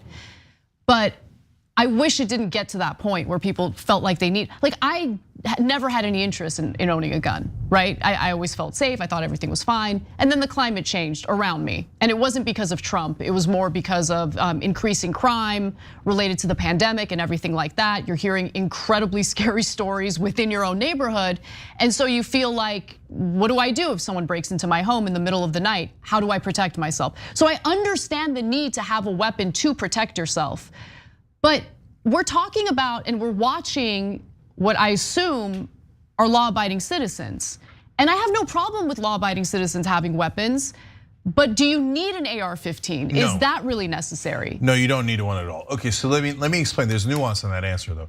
So first of all, look, Alfred looks like a lovely person, hard not to empathize with him, especially his stated reasons for why he feels unsafe. But by the way, if you're a Republican woman and you live in a rural area or an urban area or suburban, whatever, you feel unsafe. I get it, and I'm gonna come back to that in a second. I just read an article recently about Chicago and how some citizens say, look, and they're black, right? And they say, I wanted a gun because Chicago's unsafe, there's criminals everywhere, right? And so, if I had to start over again in America, I would do what every other developed nation does and greatly limit guns because it is clearly making us less safe. But that ship has sailed. So we're not having a conversation about guns right now. We're having a conversation about assault weapons. Assault weapons that can kill many people much quicker, okay? And mow down our kids and everyone else, and you've seen it happen. So, whereas I might have sympathy for the woman or Alfred or even a right-wing dude with a big goatee, right? If he wants to protect himself, his family, his puppy, etc. You don't need an AR-15 for that. You definitely don't need one. What it does is it more efficiently kills a lot more people. Like, is a gang of 15 people about to break into your house and you need an assault weapon to hit them all at once? No, unless there's some sort of weirdo CIA, FBI agent, that's not gonna happen, okay? Look, there's three main reasons that they explain that people buy the AR-15s. So about a third is self-defense, and I'm summarizing here because there's a lot of little things, right? And then about a third is fun or other, okay? And about a third is some sort of right-wing talking point. Government tyranny, I need to, you never know. Let's take a look at the graph. We have a graph that shows you all of the reasons why AR-15s, people own AR-15s. So at the very top, you see self-defense, protecting yourself, your family, your property. And then you have other categories like it's fun to shoot, target shooting, in case law and order breaks down. It's important to who I am as an American was really interesting to me. So 36% cite that as a major reason for their AR-15 purchase. See, that's a culture war kind of talking point. That's a right-wing talking point. So there's left-wingers who own AR-15s, there's independents who own it, less so than Republicans, but they generally don't say it's important to them for how they define themselves in America. So let's go to the next graph because that'll break it down based on political affiliation. And as you can tell, when it comes to AR-15 owners, 41% of them identify as Republican, only 10% as Democrats, 46%, the majority of, if you break it down in this category, are independents. And so I thought that was really interesting. I did not expect that. The plurality, yeah. The plurality, yeah. So, but by the way, stay on that. Guys, notice one other thing not related to this story. The number at the bottom, that's the adult population overall in the US, not having to do with guns or AR-15s. That's just who's in those categories. That has changed massively during my lifetime. Independents used to be a tiny number. Now look at it, only 27% Republican, only 27% Democrat in the country. Now the biggest number by far is 39% that say independent and 7% that say other or none. So that's a huge political development. It makes a big, big difference. Winning over independence is a very real thing now. I would love to learn more about that though, because I think that the political climate has led to people no longer identifying as either Democrat or Republican and instead wanting to register as independents or identify as independents. We hate both parties. Yeah, absolutely, absolutely. So I think that plays a role in that larger percentage as well. Right, it's just another thing that the media never covers because they love both parties instead of what the American people actually think. Okay, back to the AR-15s. So look, to me, I think the whole I'm gonna fight the cops and the military in the woods and it's my God-given natural right to be able to have a weapon to kill you all or whatever is nonsense, insanity, right? But it doesn't really matter what the reason is. Even if it's fun, even if it's, the only thing that's legitimate to me is security, and we just discussed that, right? But if you think it's fun, I hear you. And by the way, I've shot assault weapons in a firing range. It is kind of fun, right? Does that little bit of fun justify all of this murder and mayhem that's going on in the country? You're not the ones doing it. I get it. Every gun owner thinks, well, I wouldn't do it. But yes, but if you give it to 31% of the country, guns everywhere. You give assault weapons to 6% of the country. Some percentage of them are gonna use them to kill us. And it's not worth your hobby or your fun or your nonsense right-wing talking points. Other just quick statistics that I thought were super interesting. Some of these are incredibly surprising. So 81% of AR-15 owners are male. That is not surprising to me whatsoever. 28% of AR-15 owners live in rural areas of the country, whereas 48% live in suburban areas and 24% live in urban areas. 47% say that they live in the South, so 47% of the AR-15 owners in the country. And that is wildly overrepresentative. And 74%, this also doesn't really surprise me, of AR-15 owners are white.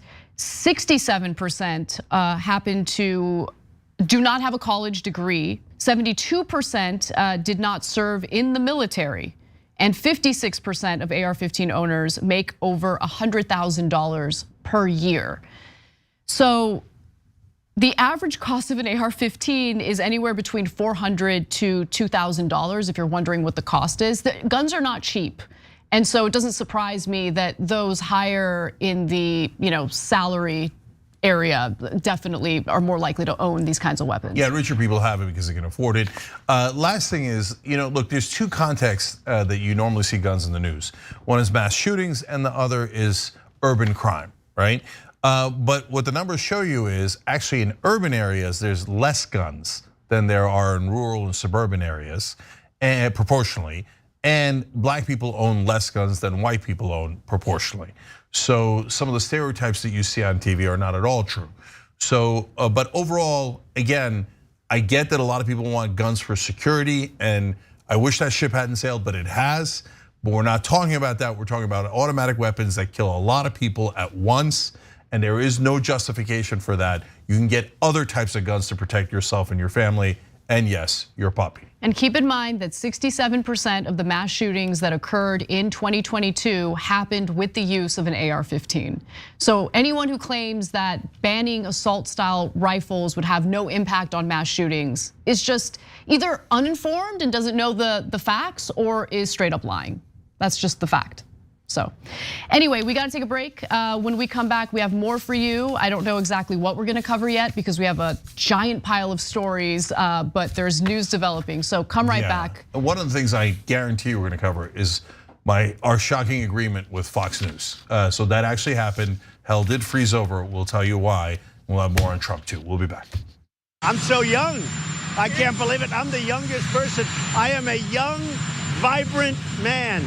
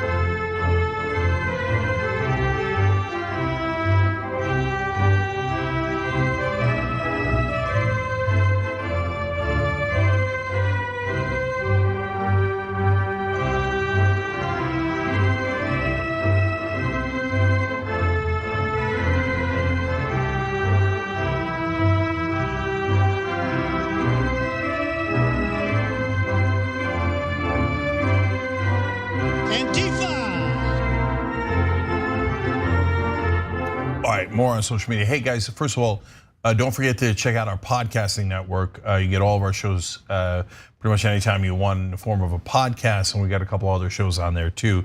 So wherever you get your podcast, check that out. All right, Will Sofer writes in, the only animal you might ever use an AR-15 is for a bear. They're really tough to take down. It's a military weapon.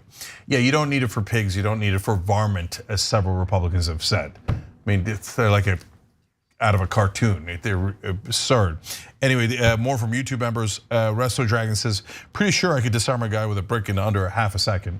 So that's another way of doing self-defense, okay? Ice Cold Beverage, who's a new member, says you forgot the popular reason to compensate for small anatomical parts. Look, I love you for being a new member, but I gotta say, and I've said that a couple times, and every time I felt a little bad saying it, that's not the main reason, okay? So people are worried about security, et cetera, et cetera. And Anna has convinced me that not the best way to reach out to people by saying you have small anatomical parts. Okay, we didn't discuss that in particular. I'm proud of you, Uger. Okay, I'm proud of you. Okay, all right. Debate the substance. Okay, not their penises. Okay, yeah. Modern Relic writes in, these banker bootlickers are annoying. I agree, unless of course you're a mainstream reporter, in which case you think they're very legitimate. Schultzy41 says, and Carlson stopped wearing bow tie immediately after Jon Stewart verbally bitch slapped him for wearing it. That is a fact. And now he's pretending to be a populist. JGman2645 on YouTube Super Chat says, March 30th should be a national holiday, Indictment Day. Emery Esquire with a funny joke. So it's true, you can indict a ham sandwich. Think about it, okay? Or apparently a Big Mac. Independent Conversations show says, finally lock him up yesterday. Obviously all in response to Trump. Rudy Rosales says, oh, come on, Cenk. I was really looking forward to the ladies and gentlemen, we got him. Trust me, if he's convicted, come that day, I'll play it about 100 times, okay? So, but thank you for looking out. History speaks, I don't have enough time. All right, guys, we'll have more for you when we return.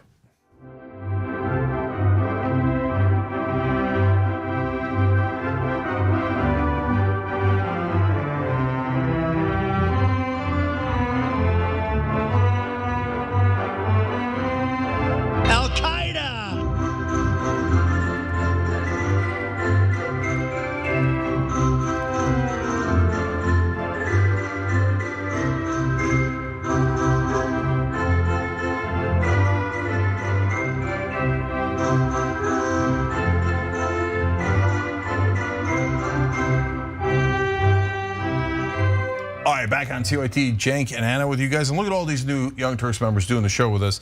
Daniel Barnes, Parker Donahue, Jonathan Ramos, Little Cobra, GGD, Annie O'Neill, and Chaplain Fred donated 10 Young Turks memberships on YouTube. Living up to his profession of being a chaplain and a wonderful person and a great member of our community. We appreciate it all. I'm gonna read one last comment to you guys from our member section. Little Mac McGee wrote in, God, as a veteran who used an M4 in combat, hearing people talk like that makes me sick to my stomach. They are not toys, they are not therapy tools, they are weapons of war. That is an excellent point. Thank you for writing in. We love doing the show with our members. Everybody, tyt.com/join. Anna. Well, this is a pretty powerful moment in Congress, which is never happening, to be honest with you. So let's do it. Let's do the next story. They're cowards. They're all cowards. They won't do anything to save the lives of our children at all. Cowards. Pressure them.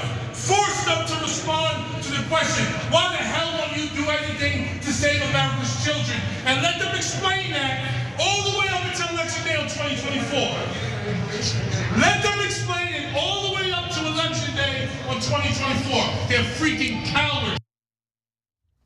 That was progressive Congressman Jamal Bowman calling out his Republican colleagues and their unwillingness to do a damn thing in response to the endless gun violence in this country, the endless mass shootings on school campuses. And of course, this comes in the wake of yet another mass shooting that occurred in Nashville, Tennessee in a private Christian school. 3 children and 3 adults were slaughtered in that mass shooting. Now, Bowman's outrage was interrupted by one of the staunchest opponents of gun control in Congress. Let's take a look at how that exchange went. They're not here. I'm talking about gun violence. You know, there's never been. I'm talking about gun violence. Carry guns? You think more guns lead to more death? More guns lead to more death. Look at the data. You're not looking at any data. You're carrying the water for the gun lobby.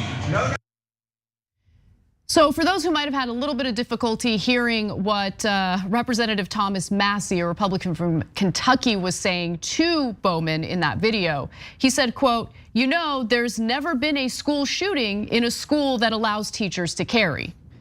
And I would like Republicans to make up their minds about teachers. Are they dangerous groomers that we shouldn't trust? Or are they individuals that we should give guns to protect your children? And to be clear, I don't think that teachers should have the weight of having to do that on top of the low pay and the lack of appreciation they get on a daily basis. But with that said, I should note that there have been plenty of mass shootings where there's a resource officer or someone who's armed, someone who is supposed to be protecting the students from mass shooters on campus, and didn't work out so well. Here's some examples. There was the shooting in Robb Elementary in 2022. There was an armed resource officer on the scene there. Same with Marjorie Stoneman Douglas High School, that shooting in 2018. Santa Fe High School shooting in 2018. Marshall County High in 2018. Great Mills High School in 2018, Santana High School in 2001, Columbine High School in 1999. Some of the deadliest school shootings in American history had an armed resource officer on the scene. But these politicians know that. They say what they say, they lie to our faces because they're paid to, and because their campaign donations from the gun lobby happen to be far more important to them than representing the best interests of their constituents and keeping Americans safe and alive. Okay, so guys, this is not just about guns. There's an amazing development happening in Congress. Haven't seen it in 40 years. Get to that in a second, but I also want to tell you that video, Thomas Massie was not the worst politician in that video. I'm gonna explain who was in a second. In fact, I 100% disagree with Massie, but I like what he did, so I'll explain that too. So let me go back to the why this is so important. For the first time in like 40 years, I'm seeing Democrats fight back. It's shocking, absolutely shocking. I couldn't believe it when I saw this video. So I know Jamal Bowman, you saw him on the show 100 times. You saw him before he won. You saw us talking about him early on in his primary when literally no one was talking about him, right? But we have seen progressives go to Congress and then get neutered. Let's be honest, and totally disarmed, and learn to play a role, the role of not doing much, okay, and listening to Democratic leadership, which is actually in that video too. You might not have seen it, and that's what I'm gonna get to in a second. But here he is now going, God damn it, I've had enough. Great. The other day we did Maxwell Frost, him calling Republicans cowards, telling people on the floor of Congress that they were bought and paid for, talking about corruption, calling out colleagues. That's awesome. A person we haven't had a chance to give a lot of credit to yet, Stacey Plaskett, and I actually don't know much about her, but she's now being far more aggressive and fighting back in congressional hearings. All of a sudden it's a trend. Now look, there's a good reason and a bad reason for the trend, but I'll take it. I'll take it. That's fantastic. God, we're like a person dying of thirst in the desert, and this is an oasis. Finally, somebody fight back, right? So who's the worst politician in that video? It's Steny Hoyer. So Steny Hoyer was the #2 Democrat in the House for a long, long time. Worked hand in glove with Nancy Pelosi to do the corporate agenda, make sure that progressives never fight back and never have a voice. There he is right there, okay? Now you see him come in and go, what is he trying to do? He's trying to make sure that Jamal does not fight Republicans. He thinks that's terrible and embarrassing. Don't do it, don't do it, don't do it, don't do it. He's trying to pull him back literally, physically, right? Hoyer, Pelosi, same exact person, okay? They same exact policy, same exact attitude, etc., right? But luckily, Jamal doesn't listen to him. For 40 straight years, I've seen Democrats, Steny Hoyer type of person, come and go, whoa, whoa, whoa, whoa, whoa. And the Democrats goes, oh, okay, I'm so sorry, don't, Thomas Massie, I'm not begging you, I'm so sorry. But Jamal stood his ground, yes. And finally to Massie, I don't mind what he did, that's good, let's do a debate. You think arming teachers and having them shoot at former students is a great idea. I think you're a moron, I also think you're corrupt. But that's good, let's have it out, let's have it out. What is Congress for? It's for debates. They don't, basically they have all these arcane rules that prevent them from actually debating on the floor. So great, then debate in the hallways. Thank you, Massey, for stepping up and representing your side. That's what a democracy is supposed to look like. I think your ideas are terrible, but I love the debate. And call out the corruption, call out the money that gets funneled to these Republican politicians from the gun lobby. And Bowman referenced it, but let's give you some more details. So Thomas Massey, the Republican he was in a shouting match with in that video, has opposed nearly every effort to regulate firearms, including discussions to ban bump stocks for semi-automatic weapons after the deadly massacre in Las Vegas, Nevada, which, if I'm not mistaken, still stands as the most deadly mass shooting in American history. 56 people were gunned down. It was one of the worst mass shootings in the country. And his Christmas card from 2021 is what you would expect it to be. Everyone in his family holding, guns, assault weapons.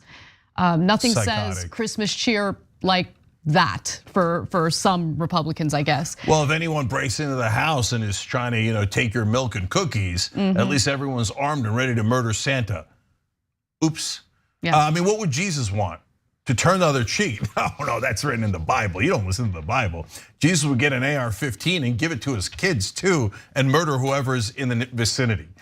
Now, back in 2019, Massey claimed that he was not at all corrupt and was not bought and paid for by the gun lobby. He tweeted on August 25th of 2019, "The NRA hasn't given to my campaign in the last 2 election cycles. In total, they've only ever given $2,000 to my campaigns. Through personal purchases of firearms and ammunition, I've given more than 10 times that amount to gun manufacturers and gun dealers." Interesting, except it's not true. So he was careful because he said they didn't give directly to my campaigns, but they did contribute to your campaign committees. So let's get to that. If you take a look at the next graphic, there's evidence of NRA and pro-gun PAC contributions to Thomas Massey in election year 2018. The total amount was $12,000. It was higher in 2016, $65,988. Might have something to do with the NRA going bankrupt around 2018. I remember doing that story. Yeah, so that's right. And look, let alone the dark money, let alone the gun manufacturers themselves. Look, these guys are all criminals, okay? I'm talking about the politicians. And so they take tons of money from corporate PACs and the NRA and lobbying groups, et cetera, and then they pretend that they are principled my ass, okay? And Thomas Massey is one of the biggest posers in terms of principles, but I'm happy to debate him and have the Democrats debate him any day on those so-called principles as he stuffs his pockets full of money earned honestly by this death and destruction and the massacres of our fellow citizens and children. And he thinks the idea is, well, yeah, but if we buy more guns and hand it to the teachers, should we also hand it to the janitors and randos walking by? Of course he says yes, because then some percentage of those sales will go back into Thomas Massey's campaign contributions. Understand how these crooks work. Now, one more video featuring Massey telling Bowman to calm down about children getting slaughtered. States that have open carry laws have more deaths. Are you listening to what I'm saying? Calm down, children are dying. 9-year-old children. The solution is not arming teachers. Have you ever worked in a school? Have you ever worked in a school? Have you ever worked in a school? Have you ever worked in a school? It's a yes or no question. Have you ever worked in a school? You will not answer my question. I gotta say, I love that he didn't back down. I love that he didn't back down. I love for one of the first times in my career covering political news, you see a Democrat showing how strong he can be and not backing down. And I hope it's not a fluke. I hope it continues. I wanna see more of this. It's hard for me to get excited about these stories, Cenk, because I'm so incredibly disappointed in, progressive lawmakers too. Right? A lot of talk, a lot of tweeting, a lot of Instagram stories, a lot of garbage that really doesn't accomplish a damn thing. That's something, okay? In the halls of power, that is something. I hope it's not a fluke and I hope it doesn't stop. If he continues fighting like that, I've got his back, 100%. And finally, he took the fight to Twitter afterwards, tweeting, "Republicans don't do crap when it comes to gun violence." But try to tell me to calm down. No, we can't calm down. People are dying every day while we wait. Look, I love it, and thank God, Jamal Bowman. There you go, there you go. There's a just Democrat, there's a progressive, there's a fighter. That's what you're supposed to do. It took a little while, but thank God the fight's there. And by the way, if you don't know why they get even more nervous, because usually the media yells at them after something like this and say they're being uncivil and it's their fault. But now things are breaking apart, man, and so it's a free for all. This is the upside of it, where some Democrats have actually are not being controlled anymore by Democratic leadership, which is also generally corrupt, and they're actually fighting back. It's a wonderful development. Why allow yourself to be controlled by the old guard that hates you and everything you stand for? You got elected as a progressive because of your message, as someone that was gonna go into Congress and be different, fight back against the old Democratic guard. So do it, I love to see it. Anyway, let's get to the next story, because this is the one where Jesse Waters doesn't sound like a complete moron. Did the United States Senate just say we're gonna protect you from China by spying on you? Let's try to get some answers out of the Senator Lindsey Graham, who supports this and is here now. You gotta be kidding me, Senator. Did you read this? Yeah, I don't think I support the Restrict Act. You don't support this because you were named as one of the supporters, because this is garbage. Never thought in my career that I would ever say this, but you just watched one of Jesse Waters' best moments in calling Senator Lindsey Graham out over his support for legislation that's been dubbed as the Patriot Act 2.0, even though it's being passed off as simply a ban of TikTok. Now, the Restrict Act, which is what Jesse Waters is talking about here, was absolutely supported by Lindsey Graham. In fact, he's a co-sponsor. Let's watch a little more of that interaction. Well, is this the one with John? There's two bills out there. One allows a review of businesses that are connected to China, give the secretary the ability to protect their data. Is that the Restrict Act? We got S686 right here, yeah. March 7th. And we got a bunch of Republicans supporting it, because this thing is crazy town. You don't want the government looking into your private phone. No, I don't. If they have a hunch you're colluding with the Russians, we remember how that turned out. That's right. Yeah, no, well, the Constitution trumps a statute. So let me come back and give you a better explanation. You made these allegations, and I'll come answer better next time. Well, I mean, because on Congress.gov, you're listed as one of the co-sponsors of this thing. Maybe it's like Fetterman when your chief of staff does all your work for you. But Senator, you got to go back and talk to these other senators about this. This thing is nuts. And it's gonna get abused like it always does. So we gotta clean this up. Can we clean this up? I thought that was excellent, especially because he's calling out a politician who clearly supports the Restrict Act. And the Restrict Act is absolutely problematic. We'll tell you why in just a moment. But Cenk, I wanted to give you a chance to jump in to talk about your new BFF, Jesse Waters. Oh, please. Okay, so look. Number one, if you agree with someone on one issue doesn't mean you agree with them on all issues. These are the most obvious things in the world, but they have to be clarified to people online. No, Cenk, I think you're gonna go work for the Daily Wire now. I think you're right wing, and this is the beginning of your grift. We all know it. We all know it, okay. It's a villain arc, okay? And number two, because you don't like someone, that doesn't mean that when they agree with you, you should reject them. Jesse Waters is agreeing with us. The Restrict Act is horrible. Oh yeah, we don't agree with you. You agree with us. Yeah, no. My point is, don't look a gift horse in the mouth. Like, hey, we got Fox News to actually do one thing that's right. Take the win. Right. Take the win, right? So talk about why it's right. So two reasons why I commend Jesse Waters on this, and I feel gross saying it, but there it is. We're honest with you guys. So number one, the Restrict Act is awful. So it's a classic case, and Jesse Waters did a long intro, and everything he said was correct, which is unbelievable. We actually have that intro. Do you want to watch it real quick? Yeah, and then I'll tell you the second reason why what Waters did was really great. The Ban TikTok Act, they call it the Restrict Act, cute, gives the government the power to, quote, review and prohibit certain transactions between persons in the United States and foreign adversaries.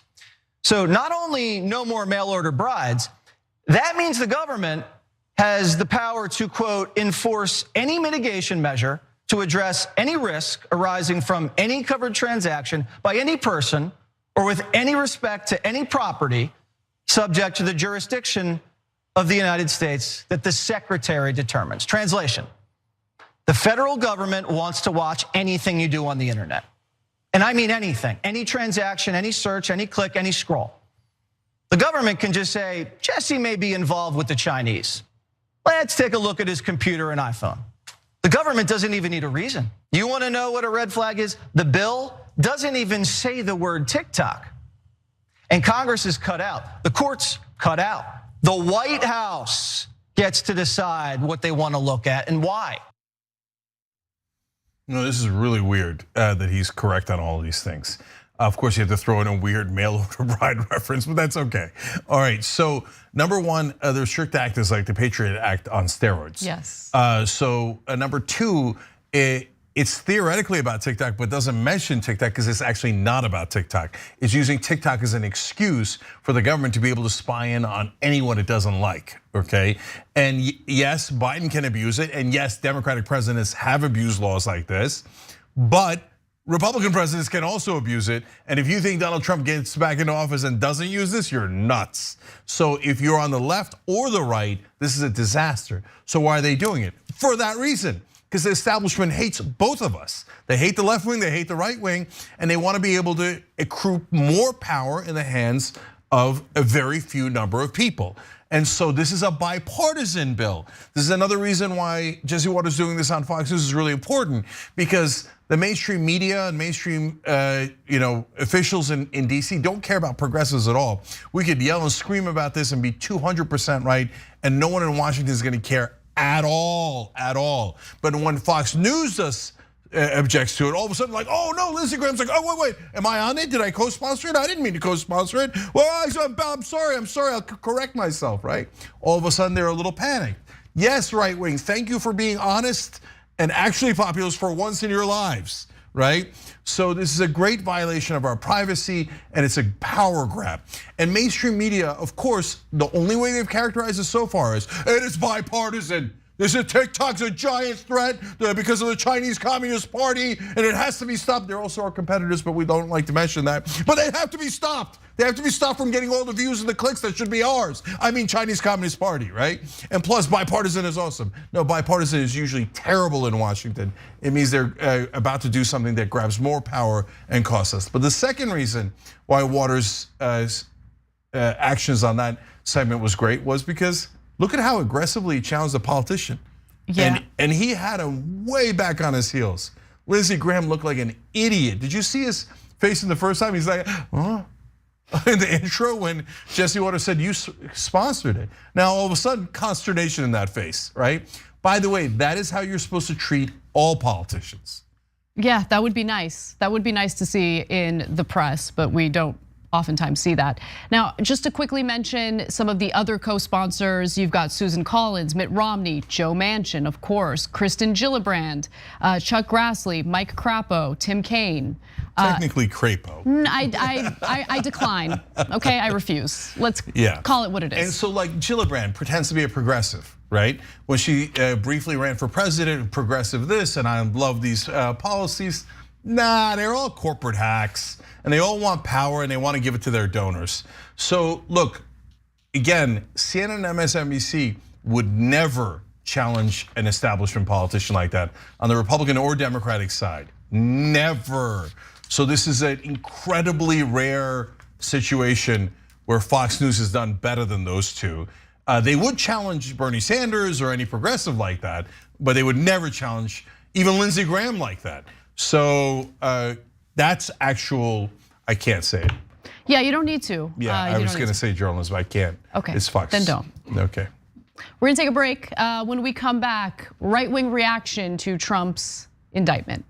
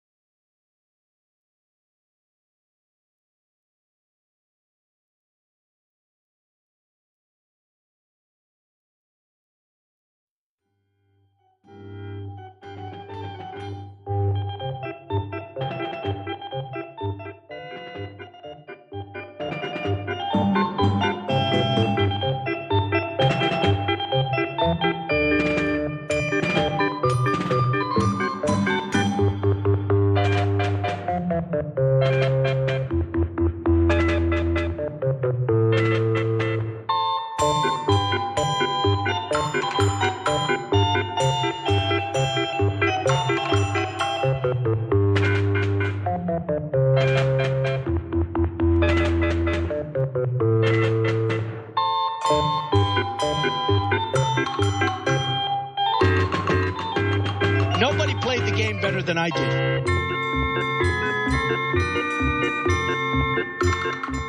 All right, back on TYT. All right, first of all, I gotta say, if we're also on almost all the linear platforms, that means like Roku, Pluto, Samsung, Comcast, Xfinity, etc. If you got any of those, you can watch this 24/7. You can watch this in your living room. Just type in TYT or say TYT into any of those search engines, and you'll get our 24-hour channel. Make sure you check that out. Make sure you're checking out Nina Turner's show on the network, Unbossed. So you can do that on either YouTube.com or Facebook.com/UnbossedTYT. Obviously, the same for Watchlist. That's Jared Jackson's show. YouTube.com/WatchlistTYT. And Watchlist is now right before the Young Turks at 5 o'clock Eastern. All right, let's go to Young Turks members. Democracy for Sale says, even though Jesse Waters is right, I still can't take the words he says seriously because of that goofy ass smirk he always has. Fair. Rev Cat, the political cat boy, says, damn, Lindsey Graham's face when accused of him having his chief of staff do all his work for him. Yes. By the way, can I just, I feel like there might be a reason why Jesse Waters is like the most fired up out of all the hosts in cable news about this. No, I know why. Everybody knows why. Like, because he said calm down, bro. Like, you're making it real obvious. He said it like 8 times in that intro. They can get your search. They can they can figure out which websites you've been to. Like, I know why he's animated. Like, just calm down. Right, but nonetheless, he's right. Yeah, Warlock says never pass up a cheap shot on Fetterman. But if you notice, Lindsey Graham being the slimeball that he is, when he was attacking Fetterman, he was like, yeah, and then he realized he was getting compared to Fetterman. And he's like, okay, that was awesome. Now on to the AR-15 issue. Doc Martin says, a single shot doesn't kill masses of people. A brick in the hand doesn't kill masses of people. Well, that's the thing. That's why the AR-15s are so dangerous, and I think that's the point they're making. Kabuki Dragon makes a point similar to Anna's, but a little bit different. Yeah, the GOP doesn't even trust teachers to pick out books. Yep. They can F all the way off with their wanting to groom teachers into having to potentially shoot one of their students, right? Yeah, that's such a great point. And I wish that Democrats would bring that up every time Republicans claim that the best solution is arming teachers. Because that's the other thing, right? Everyone thinks that they have it in them to shoot and kill someone in self-defense. I don't even know if I do, right? But because again, you're potentially killing someone. That's not an easy thing to take in and live with. Yep. Monkey Tang says, if no one else will primary Biden, Bowman should. He's fired up and outspoken enough as a progressive. He'll never get the establishment aid, so go for it. You could capture the vote on this issue alone with that passion that he has. Seth Michael Draginski says, it's a shame how bored everyone around Jamal looks with his passion. And Elk Dimwitty says, and now you see why the Dems wanted to get rid of Bowman.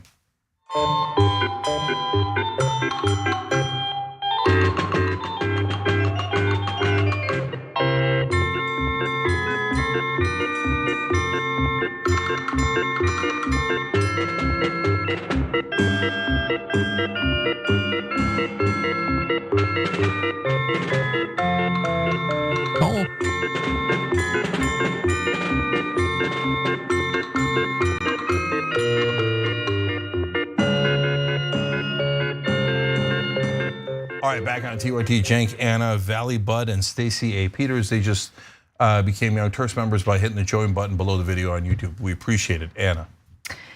Well, let's get to some more updates on Trump's indictment. Soros-backed Manhattan District Attorney Alvin Bragg is actually indicting my father. So let's be clear, folks. This is like communist level. This is stuff that would make Mao, Stalin, Pol Pot, it would make them blush. We have just gotten word former President Donald Trump has been indicted by a grand jury. Did Democrats just indict a former president over sex? Because we were told during the 90s that it was just sex.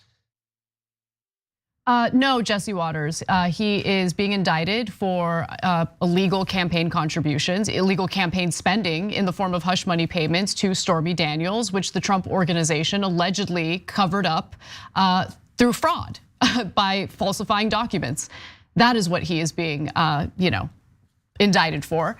The other thing I'll just mention is, if I recall correctly, in the 1990s, there was a Democratic president that Republicans impeached based on consensual sex. But anyway, I digress. Cenk.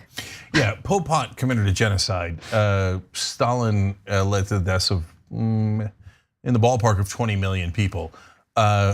Indicting a former president for breaking the law, not quite the same thing. And so, of course, it's absurdity, but unfortunately, a lot of MAGA, of course, believes that. That's why he goes in that direction. In terms of Fox News, of course, they're going to pretend to be outraged that the rule of law is actually being enforced. If you notice, Jesse Waters didn't defend them on the violations of the law because the violations of the law are super clear. He just says, whatever, it's sex. By the way, there is a point of that I would have agreed with. So if, for example, they had done the Ken Starr treatment to Donald Trump, and they started an investigation of him, and then let's say the Russia investigation, the collusion investigation, and in the midst of that investigation, they asked him about every sexual partner he's ever had, and they were like, okay, what about Stormy Daniels? What about this porn star? What about that porn star? And he lied about it. I would have been like, not guilty, not guilty. No, you can't go in a fishing expedition, find out the guy had sex and he lied about it, which of course he's gonna lie about it if he has an affair.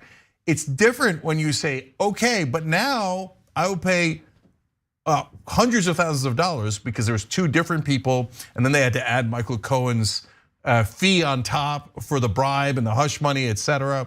And you pay, and at the end, the Trump organization paid $420,000. That is money that is basically going to his campaign to shut her up. That is a clear violation of the law. Michael Cohen went to prison for it. And then on top of that, falsifying your books. That's a different level than, hey, did you cheat on your wife? No. It's different than, hey, make sure you pretend that these are transactions for something else, lie about it. Those are clear, significant violations of the law. Right, they claimed that the money was for legal fees, when in reality that money had to do with the hush money payments. There are other reactions, as you can see from the video we showed you earlier. Don Jr. is taking it real well. How's Eric Trump doing? Well, he tweeted about it, saying that this is third world prosecutorial misconduct. It is the opportunistic targeting of a political opponent in a campaign year. And let me just say, that will be a talking point that will be repeated over and over and over again until the election takes place. I acknowledge that the Republican base will very likely see Trump as a victim of a witch hunt, as a martyr, as someone who should be protected. Will it help him with the base, with the Republican voters? Yeah, sure, I think it will. But should that play a role in the decision that Alvin Bragg makes, the decision that the grand jury makes to indict Donald Trump for his criminal wrongdoing? I do not believe it should play a role. I think it's entirely separate. You shouldn't calculate political reasons into your decision to indict. Yeah, and so look, guys, there's two different lines of defense here that Republicans are using, and they're both equally absurd. One is, well, he's a former president. And then honestly, a lot of people in mainstream media also say that as if that means he should be above the law. No deal, no. And by the way, that applies to everybody. So Dick Cheney, George W. Bush authorized torture and warrantless wiretapping. They should have been held legally accountable. Obama let him off the hook. Why did he let him off the hook? Because he doesn't want any former presidents being held accountable. Him and Eric Holder authorized extrajudicial killings of US citizens abroad. Okay, now if you say that in mainstream media, they'll eviscerate you, right? But they did, and it was awful and unconstitutional, right? That's why the powerful never want to be held to account.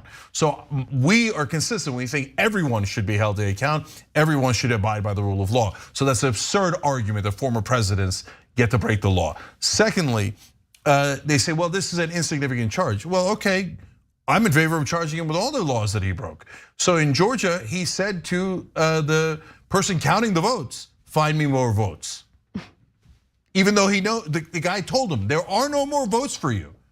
We did the count, we're positive. There are no more votes. He's like, so what, find me more votes. Yeah, exactly. Okay, so that is a massive violation of the law. That's Banana Republic.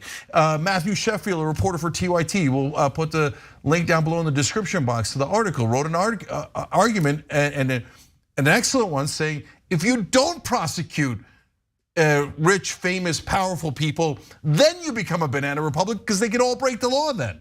right? And so, and the number one crime that they should go after him on, and they should have been doing all along, is he organized an essentially a legal coup with the fake elector scam. And there is emails saying these are fake electors, and we'd like to replace the real electors with the fake electors. That's a goddamn coup. So if you want a serious charge, that's a serious charge, and they should pursue that as well. Now, Marjorie Greene has weighed in on this as well. As you can imagine, how could she help herself? She says, I'm honored to give a Lincoln's Day address in Gettysburg tonight. The irony of standing on the battleground when I found out President Trump has been indicted is profound. That's not profound and also not an irony.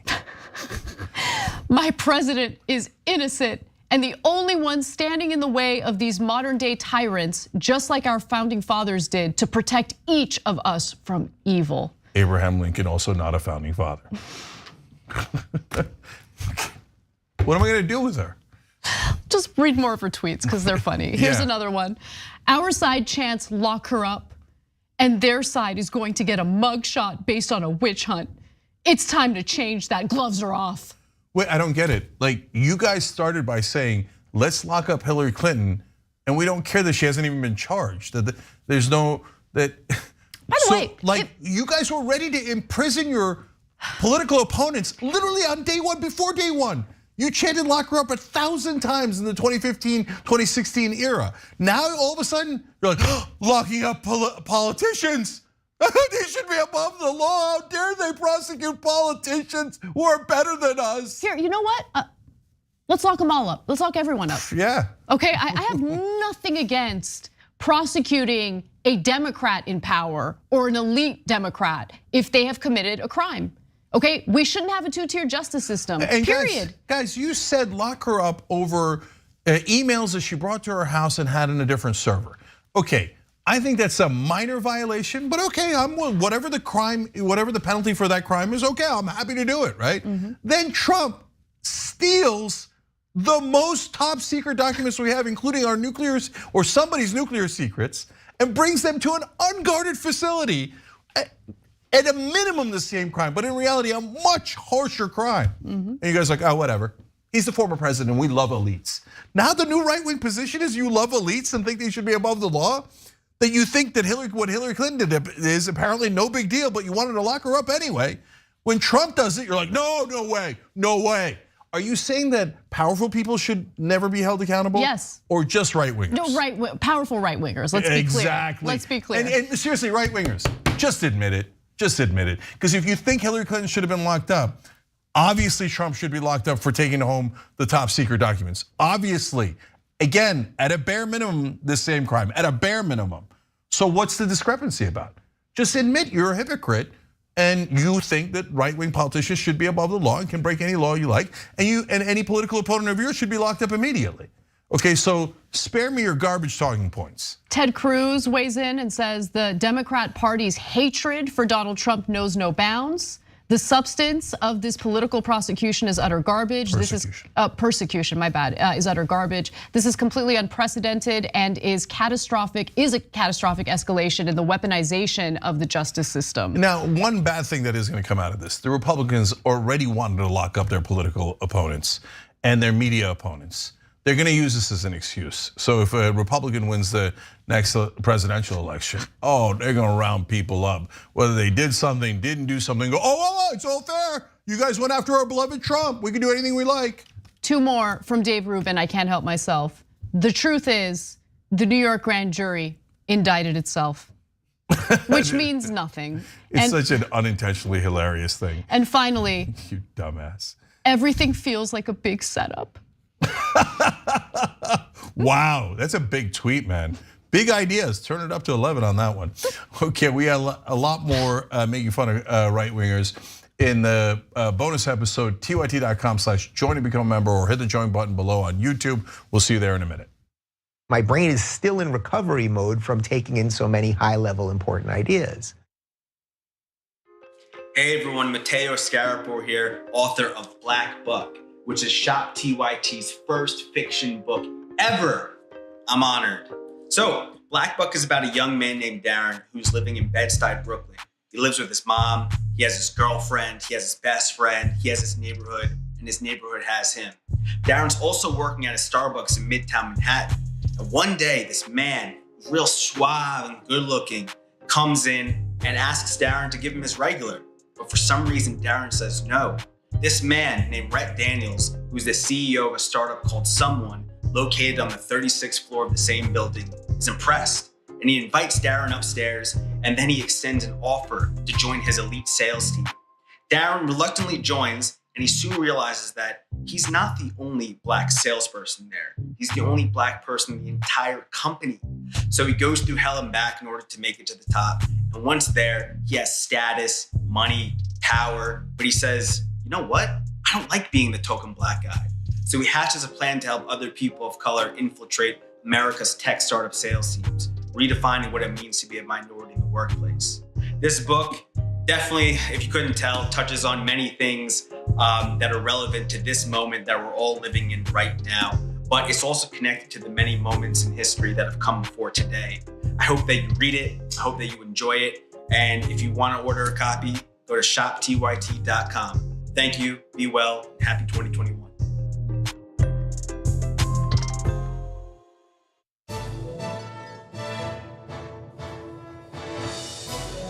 Breaking news with Brett Ehrlich. This is Brett Ehrlich with Breaking News with Brett Ehrlich.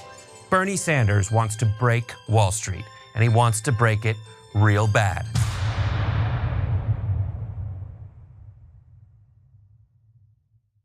Here at the Young Turks, we do our best to bring you the most essential news stories of the day, but we can't cover everything in a 2-hour show. And for the rest, I recommend Ground News. Founded by a former NASA scientist, Ground News uses a revolutionary system that analyzes where the news is coming from and gives you complete transparency on the potential biases these sources may have.